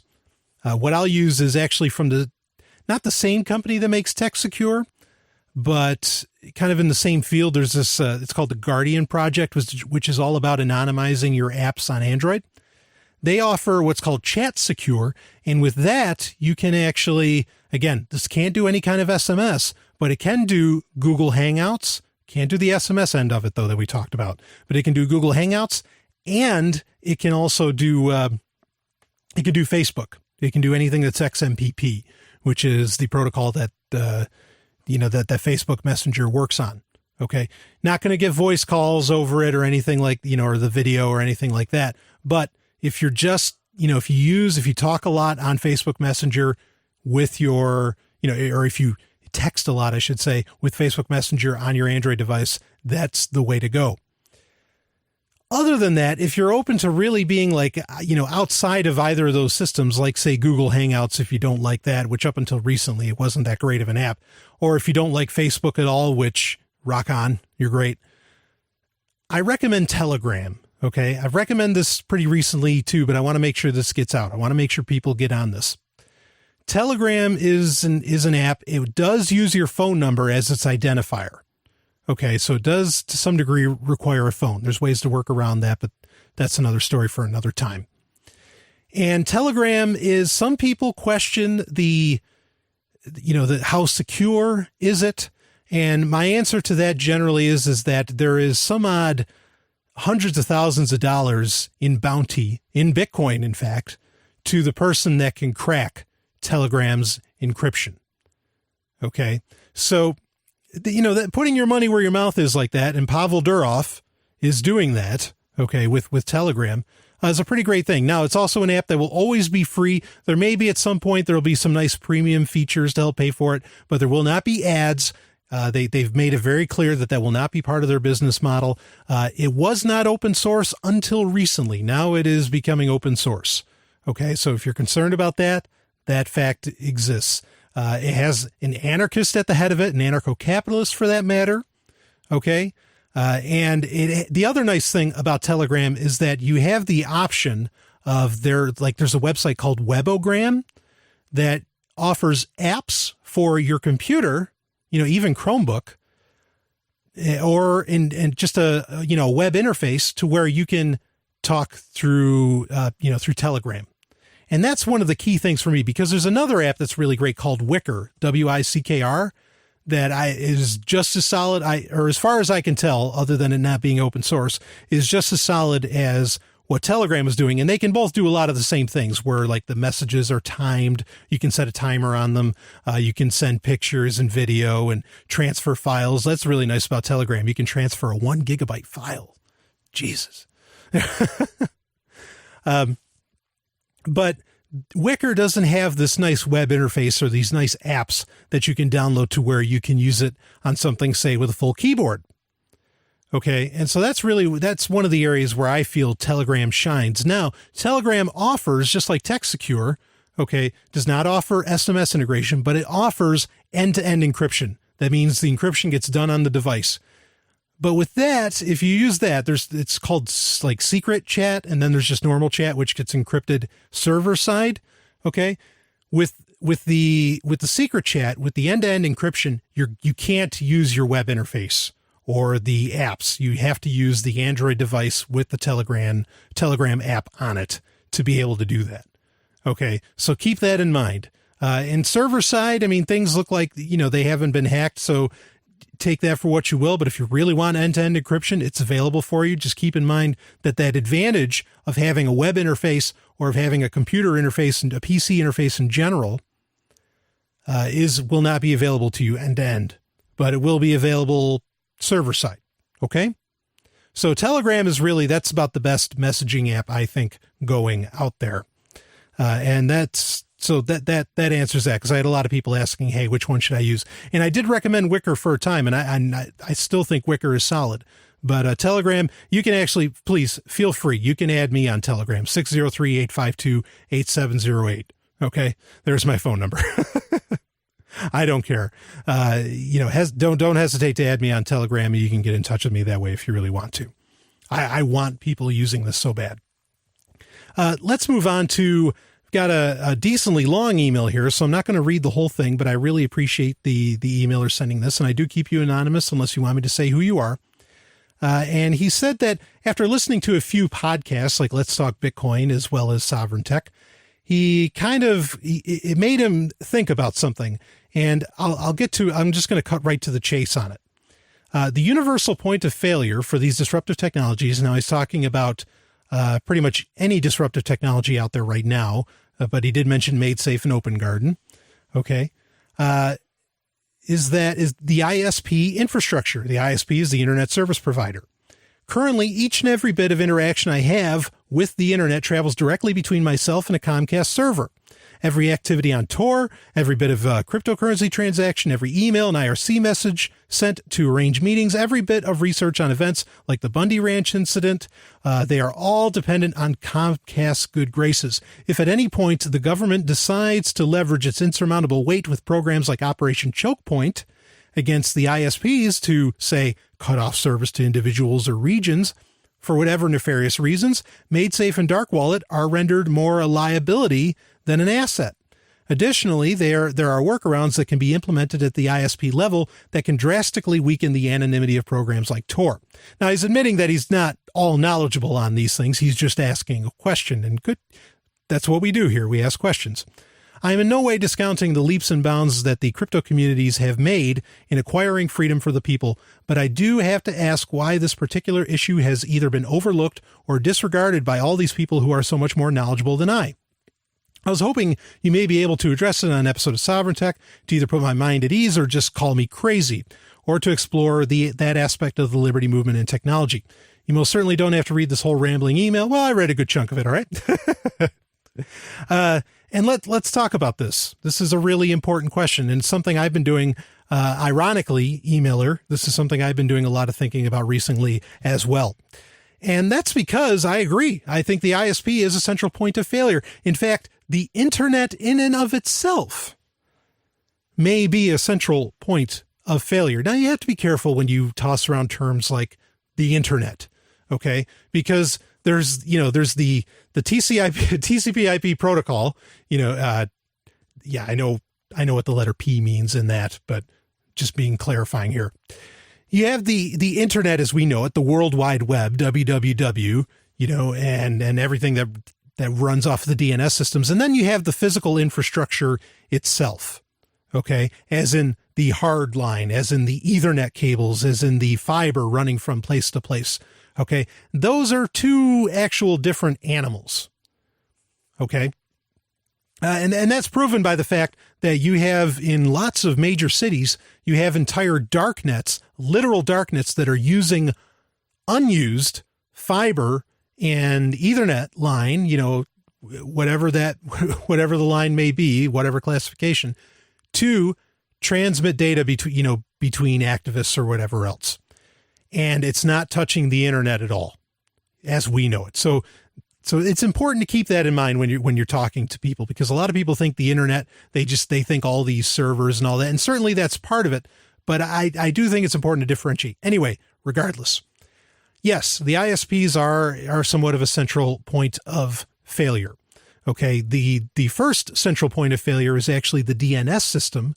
Okay. Which is how you essentially, you type in the address bar, I want to go to sovereigntech.com, and then you are taken there magically. That is the DNS system. That is a central point of failure because that is not controlled by the people. Okay. But that has changed with things like Namecoin and Next being able to, and supposedly Ethereum can do this, though, anyway, those things can get, the DNS system can be overtaken. Okay, to where it doesn't matter. It can be ignored. Not overtaken, it can be ignored by, well, I'll just go to a .bit address instead of a .com, no big deal. Okay, but then you still have the ISPs. And yeah, the ISPs can essentially cut off everything, right? This is where Open Garden comes into play that you mentioned. And this is kind of where I guess MadeSafe would come into play, though I'm curious exactly how MadeSafe would work within this system. But the problem with Open Garden allows for mesh networking. Okay. And that's really the answer to this. And I think it's an area we actually need to be looking into going to is mesh networking. Okay. Because there's two ways you can solve these central points of failure. One is to never have everything stored in one spot, which is sort of what MadeSafe does. And the other is to not have everywhere, not be able to access everything from, in one area. Okay. And those are two different aspects. And so I'm far more interested in the idea of there being essentially decentralized internets. And yes, I put an S at the end of that because I want multiple ones. Okay. MadeSafe is with the infrastructure that we have today. MadeSafe is really the solution, but yeah, you could get cut off, by an ISP. That's possible. Now, generally how ISPs will cut you off is based upon, usually it's, especially in the corporate environments, it's done by what's known as your MAC ID, which has nothing to do with Macintosh. And that is like the address that's like the identifier of your computer. So, if they're going to cut that off, then your machine's not going to go anywhere. Now, you can rewrite your MAC ID. Okay. And then you could theoretically get on. But then what if they're just cutting off? What if they're cutting off your, your modem itself? Well, it seems like, and if Google has its way, and they're trying to do this, they want Wi-Fi pretty much everywhere. And so with that in mind, they can't cut off the actual device that is pushing out internet signal. Okay. So they're going to be writing off MAC IDs if the future that you're envisioning happens. That's how it's going to work, is they're going to write off MAC IDs. But that's very simple to figure out. At least it's very simple with devices that we've had for the past 20 years. It may not be simple on devices over the next few years. And what I mean by that is that, they're locking down one's ability to do things like rewrite your MAC ID. Okay. I used to be able to rewrite MAC IDs on devices with a floppy disk. That doesn't work that way anymore. So still not that complex. And I recommend looking into it. It's actually it's kind of a hardware specific thing to do, but it's an interesting trick to have up your sleeve. Anyway, so your concern, I think, is kind of well-founded. And that's really why I think alternatives do need to be looked into. Alternatives to the internet. Now, why is everybody just shutting off saying, no, this can't be, no, the internet's going to be fine? I think part of that is that they feel that the internet is this incredibly resilient thing. Okay. Which, granted, we're differentiating. We're not talking about the actual physical Ethernet cord. We're talking about the internet, the World Wide Web, the DNS system, and all that. People are talking about how it's this indestructible monster. I don't think it's an indestructible monster. We already have, and this isn't conspiracy theory anymore. Alex Jones was saying it for a long time, but then it came out, I think it's Standard Operations 303, I think it's what it's called, where it's a literal internet cutoff switch. And so, again, this is just something that says, okay, we need mesh networking, and mesh networking allows for people to create their own networks and to communicate with each other. We need to look more into perhaps storing locally. Now, again, MadeSafe, I love MadeSafe with all my heart, and that solves all the problems, that we're talking about with the internet as we know it today. And the internet has a whole shit ton of problems. Make no mistake about it. Okay. We'll talk about that in a future episode. But if we're not going to rely on the internet, then, and I think it's important to look into these things. So emailer, I don't think you're crazy at all. I think these are things worth looking into. OpenGarden is actually a solution to that. Okay. There's other mesh networking, protocols and companies out there trying to do things. And I think all of those are very much worthy of studying. The other one, and I've mentioned this before, that I am a huge fan of. Granted, you're not going to be transmitting YouTube videos, okay? But we're talking about a world perhaps where governments are being particularly more tyrannical, even though they already are, and they're shutting stuff down, is data packet radio, a technology that's been around for a long, long, long time. And you want to talk about something that will never be stopped. Radio will never be stopped. It's got, the history of radio is the history of anything you could call civilization almost, or modern society, not civilization. So this is an area where I think there needs to be serious exploration. New technology in the field has not been developed in probably 25 years. The last data packet radio modem, and it uses a modem just like, 56K, just like in the 90s when we were first getting on the internet. The last new design, as far as I know, I think was developed in 93. So this is something that deserves a lot of exploration, because how are you going to stop that? I've said it many times, radio is the ultimate decentralized technology. First and maybe first and ultimate. So we do need to look into these things. You're not crazy. I'll be back with more. This is Sovereign Tech. Got an energy spike. Pull back! Launch. Now! Bombing the Narn back to the Stone Age wasn't enough for you? Then we heard it. The sound of something terrible being born. This is madness. Station 3 to Commander Ivanova. Centauri have launched a full-scale assault. Time is coming on! It's our turn now! 2 million tons of spinning metal, all alone in the night. A world where empires rise and fall, where dreams are born and die, where war and hatred are challenged by love and faith. In the third age of mankind, an age plagued by an evil empire that seeks to destroy humanity. It is our last, best hope for peace, for victory, for freedom.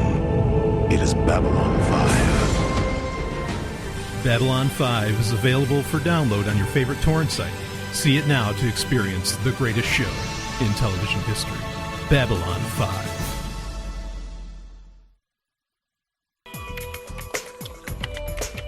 Agent Sovryn, go to this webpage and follow. What kind of webpage is this?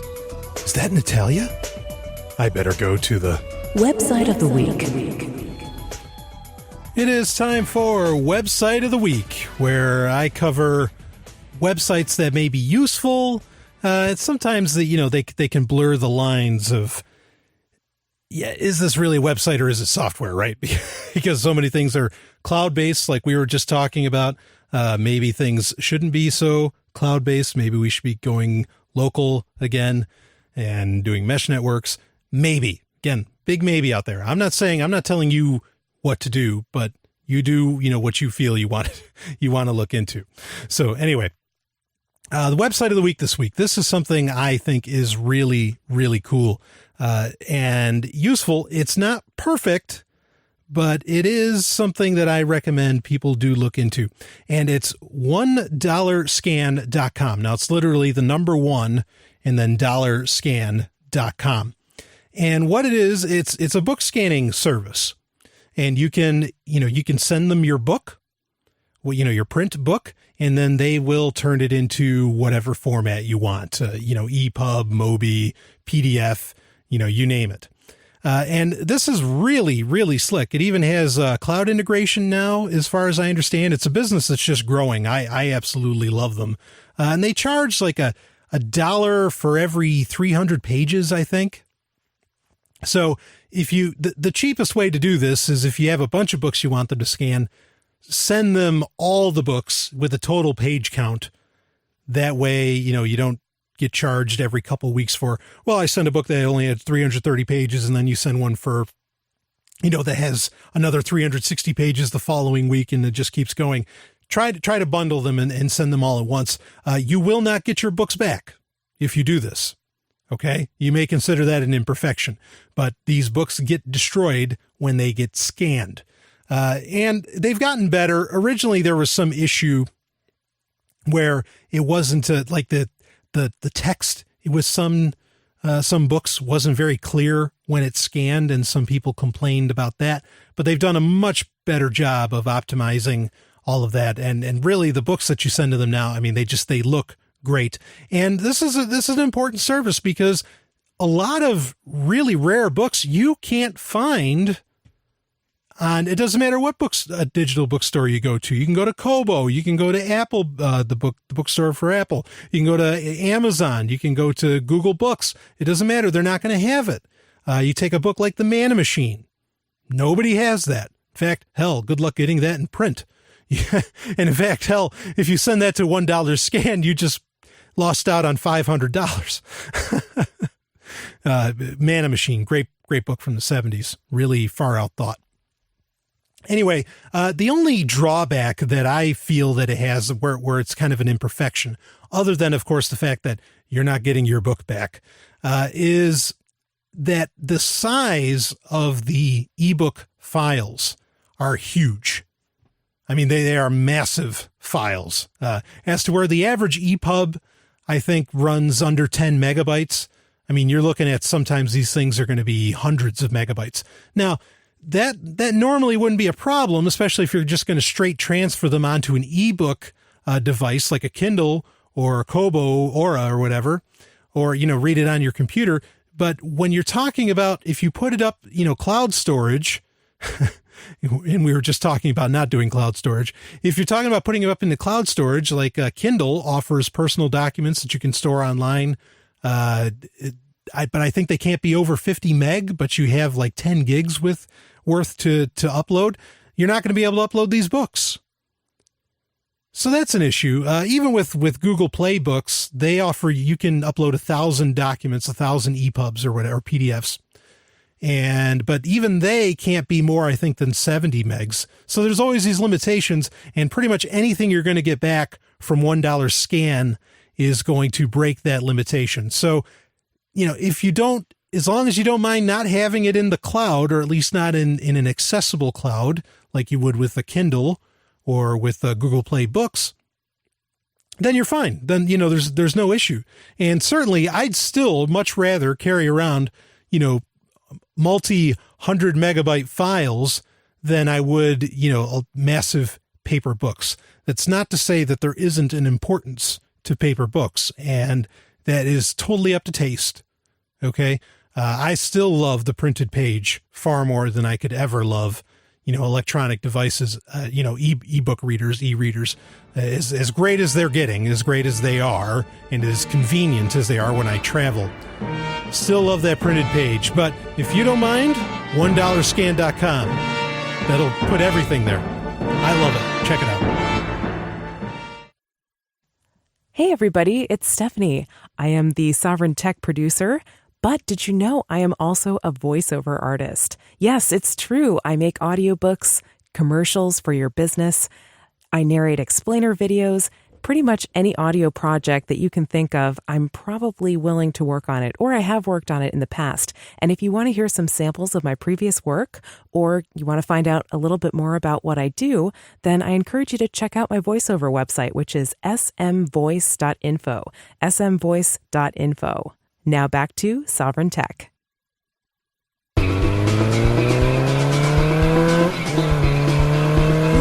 Ride a bike so well. I don't know if I can get us away from that helicopter. Don't you have a gun? Oh, there's never a need for lethal force. I'll handle this.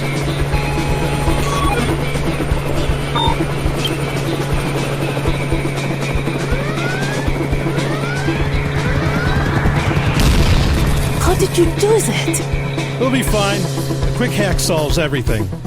Hacksec. It is time for Hacksec. That's right. We kept hacker stories. We just kind of shook it up a little.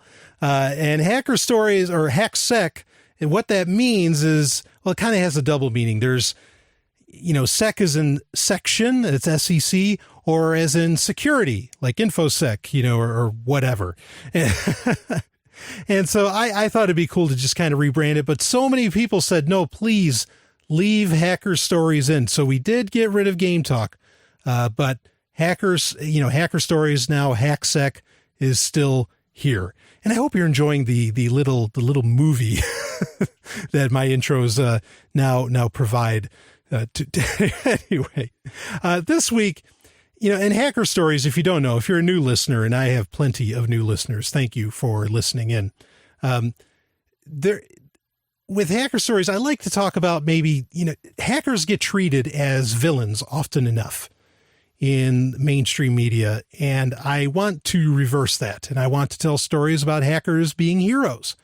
And so that's what I do with hacker stories.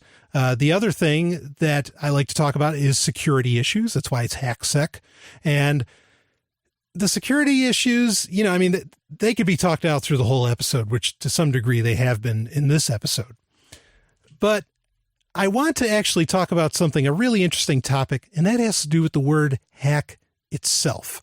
It's really important to me that the conversation with the word hack or hackers is essentially commandeered by people who knows actually what those words mean. Okay. And that's a problem because hackers by definition are not bad people. Crackers are the ones that are, that have malicious intent. Yes, I know what the word cracker can mean elsewhere. Okay. But these are the terms, how they've been used for many decades. Okay. And I've been myself, I've been very successful in getting in setting the tone of conversations where people will use the word cracker instead of hacker. I recommend the same. I don't care if it comes out as funny. Okay. Because vilifying heroes of the planet, that being hackers, is not, is far worse than anything that cracker could mean. So anyway, but let's talk about the word hack here. There's a great write-up in Gizmodo by Ashley Feinberg, and it's something. Let's read it. We have a problem. Be you blogger, journalist, tech writer, or commenter, both racist and otherwise. It's time to stop with the gratuitous overuse of hacking, quote unquote. Existence itself is not a hack. It's one thing to use hack to refer to anything crafty or resourceful, appropriate even. You broke into the NSA's database. You tweeted profane, homophobic slurs from Arby's Twitter account. You found 101 uses for toilet paper rolls that all start with the letter B. Fine, you hacked it. You hacked the hell out of those toilet paper rolls. I can handle that. Because whether it involved manipulating lines of code or cardboard, every one of those acts required some modicum of skill, resourcefulness even. Deliberate thought and innovation joined forces to accomplish a common goal. Of course, some will say that none of those acts are technically hacking, because some people are pedants. Pedantic. The terms hack, hacker, and hacking come with a rich, storied history where the only commonality is true ingenuity. The veriform hackers of the world might see one another as frauds, but at least according to the world's history, they're all equally valid. Unfortunately, hack doesn't stop there. For every article detailing the use of paper clips and roadside lobotomies, see amateur lobotomy hacks, there are 5 more that use hack to refer to doing absolutely anything at all. Wrapping your laptop cable around the charger is not a hack. That's called using things in the way they were intended. Interacting with other humans vocally isn't a depression hack. That's a conversation. You didn't hack your vacation by wandering onto a construction site. You didn't hack your coworker by sending him a file. And you didn't hack your banana by hanging it from a wall. If only it ended there, because yes, it's horrible, it's awful, it's lazy and glib, but at least those examples are somewhat within the realm of rational thinking. But now, hacking isn't just a thing we do, it's the mere state of existence itself. You're hacking the air as you read this because you are breathing. Going to the doctor? That's a DNA hack. Continuing to live? That's your environment, literally, yes, literally, hacking your genes. Existing as an animal? You, my beastly friend, just hack climate change. So yes, you are your own unique snowflake, and you can continue to use the word hack and its variants in all the absurd ways you'd like. Apps hacking autism? Sure, why not? There's links throughout this whole thing. You got to check them out. And yes, you can challenge us with the fact that language evolves. Stop being a linguistic Luddite. But there's a difference between embracing change and being content with a lazy, cursory understanding of English language. The word may still have some meaning now, but it is deteriorating fast. We are well on our way to a world where gravity itself is a hack, hacking your bones until it's time for an energy hack. Close your eyes and hack the light. Hack your dreams. Hack the future by hacking your very own tiny human. A baby that hacks your uterus and rehacks the food you've already mouth hacked. A hack for baby is a hack for America. Then finally, one day, we'll have hacked all we can hack here on Earth, and it'll be time for us to hack ourselves deep into the ground. The dirt and the worms will hack our bodily form as we hack our way into a human hack of a compost pile. And then, only then, will we hack no more. So please, if you repaired a bike with a wrench, say so in words that actually mean that. If you made it one more day without dying, great, so did we. You didn't hack your bike. You didn't hack the world. You existed. And if that's not enough for you, we suggest you hack a thesaurus. I thought that was so good. Darren Kitchen, talk about one of the great hackers of the world. Darren Kitchen even, he shared this everywhere. And he's like, says, I hacked Twitter to share this with you. It's just, these things are designed to share links, right? This is important, and it's an interesting subject overall, really, to talk about, because, I was talking about, and I've talked about many times on Sovereign Tech, that we need to kind of control the verbiage in the conversation when it comes to the uninformed of the tech world. I think it's very important. Okay, that's why I went into that little bit of a diatribe of the difference between the internet and the infrastructure that allows the internet to communicate with itself. Language is important. Parsing terms is important. In fact, it's the great libertarian pastime. It's the great anarchist pastime, isn't it? But I do think it's important. I know there's a lot of people I really respect that talk about stop being a language Nazi, stop being, all this. It's like language evolves, it changes, it's good that it changes, it keeps it alive, blah, blah, blah, blah, fucking blah. Look. I don't want to be in the world, okay, where the term pussy means anything more than something I love to eat. Okay? Yes, I said that. I don't think it's cool to be calling people that are quote unquote weak pussies.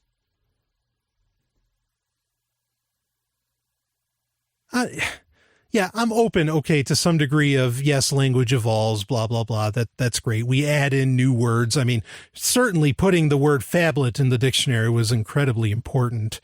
I'm so glad that happened. But come on. And I think it was Philip K. Dick that kind of warned about this, where he said that, whoever controls the definition of terms controls society. I think there's truth to that. Okay. And so what? We just let words run willy-nilly? No. There are some things that I think are so, that some people are just so good at. Please, let's let that word mean that. And it can mean that for as long as it matters. And hackers, more than ever, matter to society and to humanity. They really do. Okay? So saying, oh yeah, I hacked this, I hacked that, I hacked this, I hacked that. Oh, it does. It gets crazy. Now, I like lifehacker.com as much as anybody else, but really they're very much to blame for this. And I don't know, it's ironic because if hacking everything is so cool, then why do hackers have such a bad rap?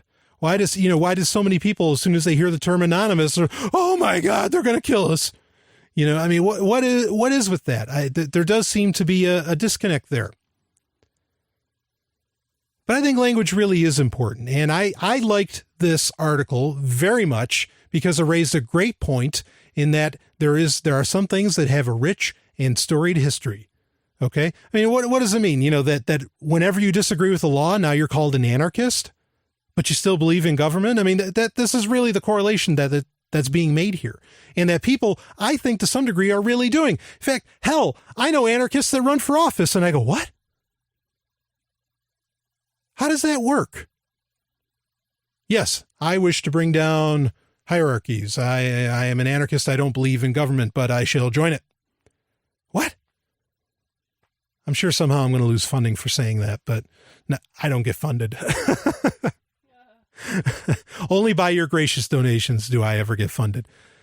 But I mean, these terms do have a meaning, and there are people who take them with exceptional pride. And I can totally see where they feel very much offended when somebody says, oh yeah, I'm a hacker. I made us great speakers out of 2 plastic cups that I cut up.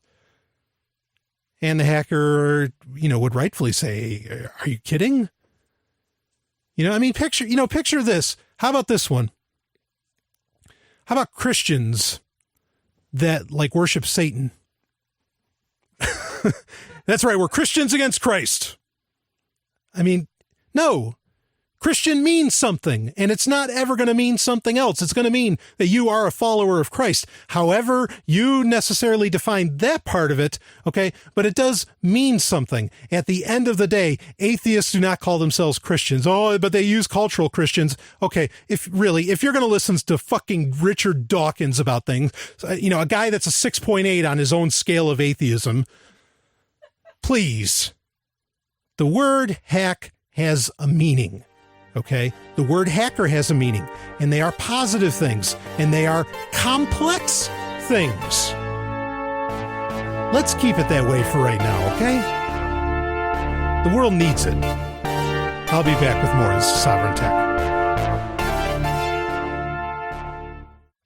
Hey, everybody. I really appreciate all of you that listen to Sovryn Tech. I hope you have as much fun listening to the show as I do making it. And hey, if you have a good time listening or learn something from listening, you can donate to the show. Just look in the show notes at sovryntech.com. There you'll see addresses for Bitcoin, Blackcoin, Next, Litecoin, whole slew of ways to donate to the show. And believe me, I'm not going to complain if you only send 2 millibits or what equates to $2, unlike some people. But, also you can donate via PayPal using the affiliate links on the left-hand side of sovryntech.com. And oh yes, please feel free to use those affiliate links. You can also help the show by circling me on Google+, following me on Twitter, or following Sovryn Tech on SoundCloud. Anything you can do to help, believe me, it helps. So I love all of you, and thank you so much for listening. Now let's get back to more Sovryn Tech. Well, looks like we made it out of the country. Good driving. Let's find some place to relax. Somewhere with a nice big bed, I think. Let me pull up an app. Sounds good to me. Software of the Week. It is time for Software of the Week, where I talk about software that I find particularly useful. Sometimes it's terrible. Sometimes it's necessary. I mean, it could be all kinds of things. But Software of the Week this week is something that you may want to consider. Considering what happened with CryptoKit and what seems to be kind kind of a scary overreaching that Google is doing all the way around, even though some people will say, well, yeah, but boy, the EU's really giving it to Google, aren't they? Yeah, I'm not even going to bother talking about that. And so what I want you to consider this week is Firefox. Now, I have talked in the past that I have an overall preference for Chrome, and there were quite a few reasons for that. Some of it being that there are apps like CryptoKit being developed for Chrome and Chrome alone, because for a lot of these apps, it takes a complete rewrite to come out with them for Firefox. And some of these things are free and the devs aren't making any money. So why would they spend more time than is necessary? And Chrome holds far and away the largest percentage of users on planet Earth. So it just makes sense to design for it, right? It's just like, iOS and Android. Most people develop for iOS first because that's where all the money is. And if there's plenty of money on iOS, then they'll talk about, developing on Android. Just how the system works. But what I want you to reconsider, and I'm reconsidering it, is using Firefox. Now, Firefox just recently, in the past month, actually came out with Firefox 29. I think I might have mentioned it on Rapidfire Stories. And Firefox 29, I don't know why they didn't wait till Firefox 30 or just skip to it. All arbitrary numbers, of course, but it would have had, I think, a little more meaning for people. But Firefox 29, really, you can't actually... At first blush, you can't tell the difference between Firefox and Chrome. They all have, the curved, tabs that all rest along the top and all that. Of course, Firefox being open source and infinitely themable and adjustable, you can switch it back to the, old style, which I think I kind of preferred. I like my apps looking a little more 1990s myself, or my software. But Firefox 29 is really fast. Firefox for Android, actually, and of course that's up to a similar version, not necessarily the same amount of features, but Firefox for Android blows away Chrome on Android. The only difference being, of course, the reason I use Chrome on Android mainly is because of the ability to access bookmarks very simply. There's solutions to that. I'm aware of what they are, but it was very, very simple to set up, and Chrome Remote Desktop is a very handy thing, none of which Firefox has. But Firefox 29 for your PC, Mac, Linux, whatever, is very, very sleek now. And a lot of nice, like the interface is definitely cleaner. I miss the old one, but very clean interface, a lot of abilities to set stuff up. I still think that there's more. Overall, like there might be some killer apps or extensions, in the Chrome terms, they'd be extensions that are still missing from Firefox that aren't there. But overall, Firefox has way more to offer as far as great apps, as far as great extensions, pick your term, or add-ons, right? That's the Firefox term, is add-ons. They have just a far greater number of add-ons that are way more useful than Chrome does. And this includes a lot of things. The ability to download YouTube videos. Now, you can do that to some degree from other software, or make them into MP3s from various websites like youtube-mp3.org, right? But there's great add-ons for Firefox that let you do it all inside the browser. Okay. And this is something where, where Google is showing its hand in that they're really closing in on, you don't mess with Google stuff. And if we don't like what you're doing, we pull you. Okay. So there was a great, YouTube video downloading extension for Chrome. It got taken down, and pretty much the developers had to eliminate the ability to download. You can download videos from any other website, but they had to eliminate the ability to download from YouTube. Otherwise, it couldn't be in the Chrome store. So Firefox eliminates that issue. Now, with what happened with CryptoKit, could Mozilla do the same thing? I don't know the answer to that.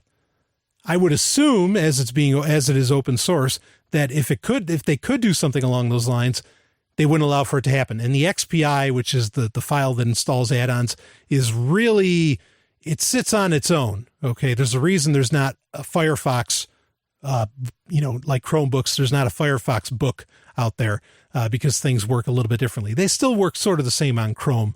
I'm double speaking. But do check out Firefox. Firefox recently they did decide to put in some closed source Adobe DRM, which really sucks. But by comparison to what Google's doing these days, I think you should really consider giving Firefox another look. And definitely not as RAM intensive as it used to be. Really fast. It's got a sleek look. Give it a second look if you haven't in a while. Check out Firefox at firefox.com. I'll be back with more.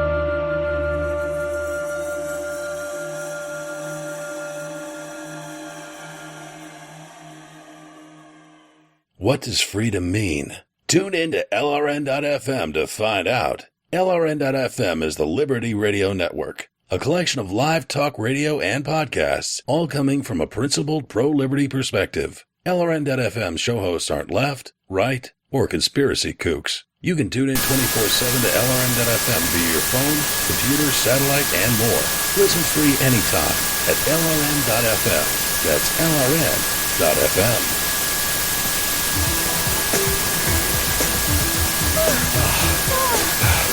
Let me tell you. Oh, it feels so good. I'm so close. I know you. The climax. Does it get any hotter than that? Welcome to The Climax. And of course, The Climax it's Pick of the Week. But since Pick of the Week always ended up being so many different things, and while Pick of the Week, is kind of a decently descriptive term, I guess, I wanted The Climax to be, a little more exciting, and just because a lot of people love this segment of the show. And so I wanted it to be something really open and exciting. And so I chose to call it The Climax.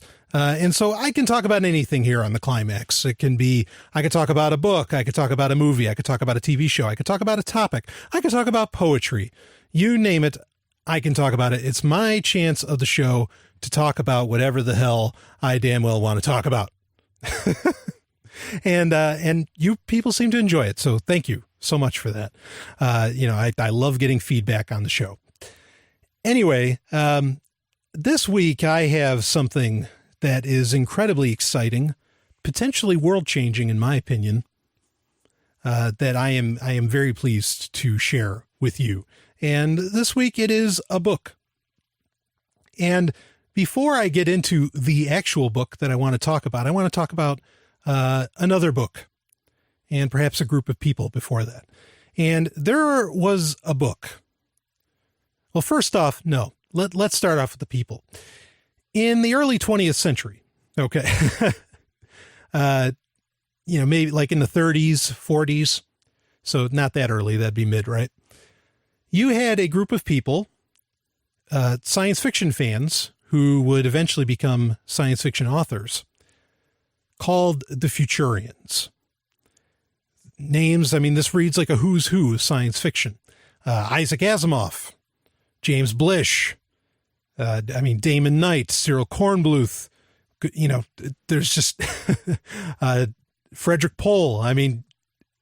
Tons of the greats were in the Futurians. And what this group was, were people thinking, hey, we got all these, was these fans and then authors who thought to themselves, we have all these great ideas that we're thinking about within science fiction.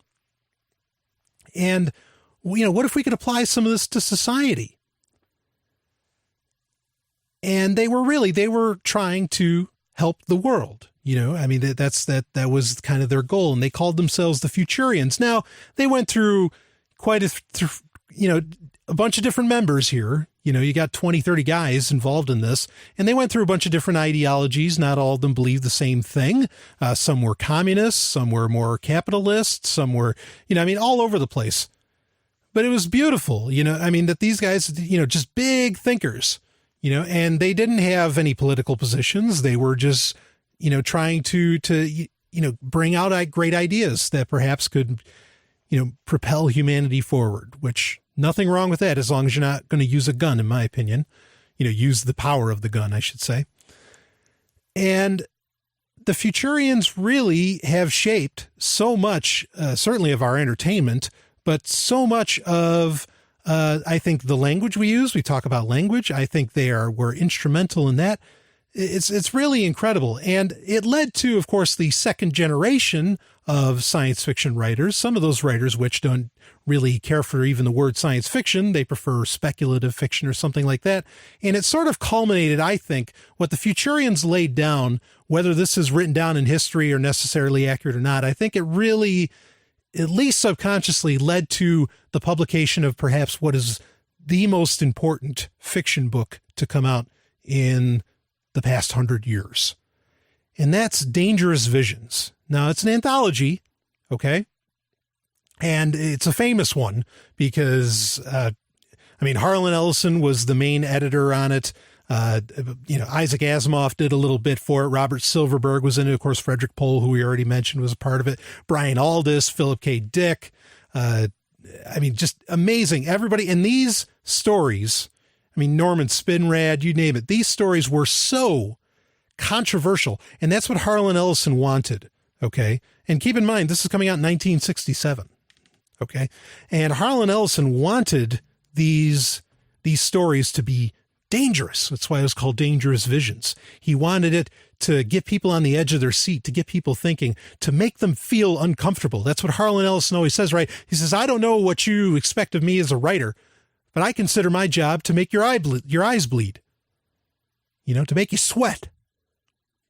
And I think that's awesome. Sometimes I try to do that as a podcaster, I guess. And Dangerous Visions is really important. It genuinely propelled writing forward, and it propelled perhaps culture forward, because suddenly it became okay to write about sex, and sometimes very far out sex, along with other topics, of course. And so I'm really honored. I have a good friend, Rich Dana, also known as Ricardo Farrell, and it's kind of like Satan. I have so many names, but I love the guy. And he runs Obsolete Press. Now, I've had him on Sovereign Tech in the past, a couple times, actually. Great guest, and I hope to have him on again in the future. I'd really love the guy. And he put together a Dangerous Visions for the 21st century, in my opinion. And that's why I'm so honored to have a copy of this. He sent me a copy, and it's called Anarcho SF, and this is volume 1. Okay. So there's going to be more. He's already accepting. You can go to obsolete-press.com. I think you can find out info on, or even within the book. You can order the book there. They can get it like maybe pre-order $6.99, and then it'll be $7.99 outside of the pre-order. I got a bit of an advanced copy here, but anyway, I really, really want you to grab this, and I guarantee it will not disappoint. There is something really powerful and because I don't know really where it ever existed before, where there was an absolute anthology that said, no, this is anarchism. We're only going to talk about anarchism in all of its flavors. Okay. And that's another beautiful thing too, is that Rich made sure that every flavor of, white, red, yellow, purple, pink, green, all those, all the different types of anarchism, green anarchism, anarcho-capitalism, whatever, all get represented. And I think that is fantastic. And he's got great authors here. Not all of this is new. Some of this is there's a Philip K. Dick story in here that's reprinted. There's a couple. There's one Philip K. Dick story. You've got a wonderful work by Mick Farron, who passed away in 2013, literally while he was doing a concert, with the Deviants. If you're not a punk fan, check it out. Mick Farron was really talk about a guy that thought all over the place in a good way. Really interesting stuff. So, there's Davi Barker's writing in here, Chris Bird. I could have been a part of this. I continually kick myself that I wasn't. I need to get in on volume 2 because this is incredibly exciting. The stories are great. The stories are things that are needed. There is in my opinion, there is so little anarchist writing in the realm of science fiction. You have some things like there's The Great Explosion, which was a great book. There was, Ursula K. Le Guin, of course, she's famous for, was The Dispossessed, where it was, kind of the moon was an anarchist, quote unquote, paradise. There's some others where Goldstein, that's kind of a more oddball book that you can find on Amazon, by Troy Grice, I think Troy J. Grice. So there's some anarchist fiction out there, and there's others, that Rich talks about actually, but it's so rare and it's so necessary. And Rich is really, making a call with Anarcho SF for, we need new Futurians. We need people that can see that future, see those social situations like only science fiction authors can, and get them thinking in the anarchist tradition and get their works out there. This is tremendous. This is so important. This is active, in my opinion, this is activism on the highest scale. People always ask, what can I do? I don't feel comfortable cop blocking. I don't feel comfortable going to jail. I don't feel comfortable doing all this stuff.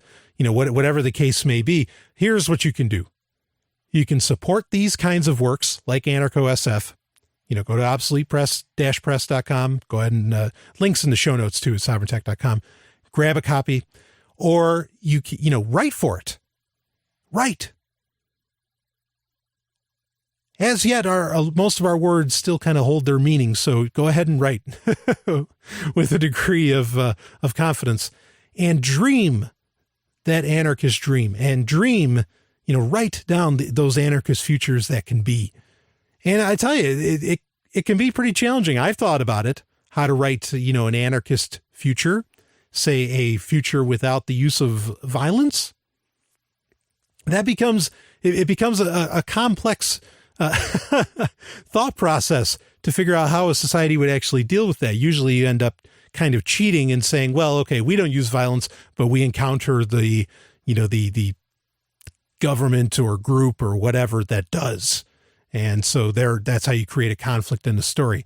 But you can come up with some wacky stuff, and I'd love to read it. I want to see, I hope that Anarcho SF goes 100 volumes. I'd want it to go on forever. It's fantastic. And and you can get it in print. These things are so necessary. Think about it. I've talked about this on Sovereign Tech. Think about like Thor, The Dark World. Okay. Thor 2, the movie that came out. Here you've got this advanced species, okay, advanced medical technologies, advanced travel technologies, all this stuff. They live thousands of years apiece. And anytime someone attacks them or anytime there's a problem, what do? They instantly go to war, or they run to some kind of, violent solution, and they still have a king. What? What do they have a king for? I think it's good to explore these things. In fact, actually, Isaac Asimov, we mentioned Asimov earlier, he said that all the stories in science fiction can be found in one book, and that book is the Torah, ironically enough. And to some degree, I think he might be right. But here is the interesting point that seems to get missed on many science fiction authors. Let's say Isaac Asimov was right. What about the book of Judges, where there was no king for the Israelites, and there were no governments? It was a completely decentralized society. Why hasn't that been touched? Why hasn't that been written about? And the foolishness that Israelites had for wanting a king. Oh, I think there's a lot of stories to be told. And this stuff can be inspiring. Dangerous Visions literally changed the societal conversation in the 60s. And I think books, compilations, anthologies, series like Anarcho SF can do the same thing. I am so happy that it exists. Go grab a copy, please. And let's all become the new Futurians. Hope you enjoyed the new format. You can email me, sovereigntech@riseup.net. Let me know what you think. Carpe Lucem. I'll see you on the other side.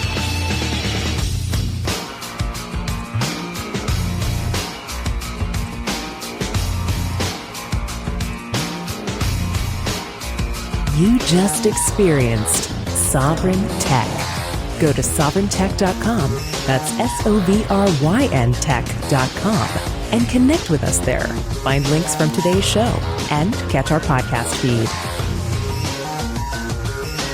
Sovryn Tech is copy heart. Copying art is an act of love, and love is not subject to law. So please share the show however you like. Welcome to the evolution.